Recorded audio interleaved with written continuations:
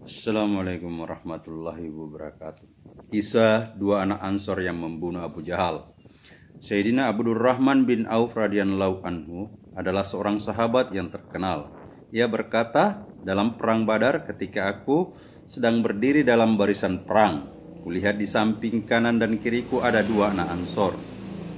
Terlintas dalam pikiranku, seandainya yang ada di sampingku itu orang dewasa dan kuat, tentu lebih baik, karena bisa saling membantu saat diperlukan. Namun yang kini ada di sampingku dua anak kecil, bagaimana mungkin mereka dapat membantuku? Ketika aku sedang berpikir demikian, salah seorang dari kedua anak itu memegang tanganku dan bertanya, "Paman, kenalkah paman dengan Abu Jahal?" Aku menjawab, "Ya, aku mengenalnya. Mau apa kalian dengannya?" Ia berkata, "Aku mendengar ia selalu mencaci baginda Rasulullah Shallallahu Alaihi Wasallam. Demi Allah yang jiwaku berada dalam kekuasaannya, jika aku melihatnya, tentu aku tidak akan membiarkannya, sehingga ia yang mati atau aku yang mati."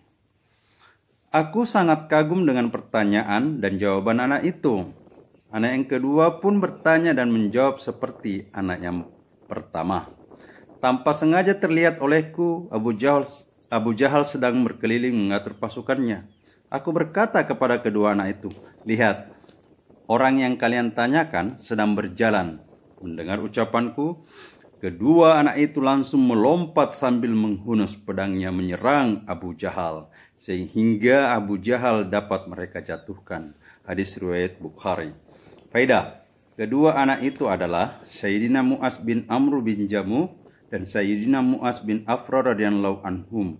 Sayyidina Mu'az bin Amr radhiyallahu anhuma berkata, "Aku mendengar bahwa tidak ada orang yang dapat membunuh Abu Jahal. Ia dijaga dengan sangat ketat. Sejak saat itu aku berpikir, akulah yang akan membunuhnya." Kedua anak itu berjalan kaki, sedangkan Abu Jahal mengendarai kuda. Ketika Sayyidina Abdurrahman bin Auf radhiyallahu anhu melihatnya, Abu Jahal sedang mengatur barisan. Kedua anak itu berlari mendekati Abu Jahal. Karena Abu Jahal mengendarai kuda, maka sulit menyerangnya secara langsung. Oleh karena itu, salah seorang anak itu menyerang kuda Abu Jahal dan anak yang lain menyerang kaki Abu Jahal. Dengan serangan itu, kuda pun terjatuh dan Abu Jahal juga terjatuh. Kedua sahabat kecil ini meninggalkan Abu Jahal dalam keadaan menggelepar, tidak dapat berdiri. Kemudian saudara mereka, Sayyidina Muawiz bin Afra radhiyallahu anhu pun datang. Karena khawatir Abu Jahal akan bangun dan lari, ia melumpuhkannya. Saat itu Abu Jahal belum terbunuh.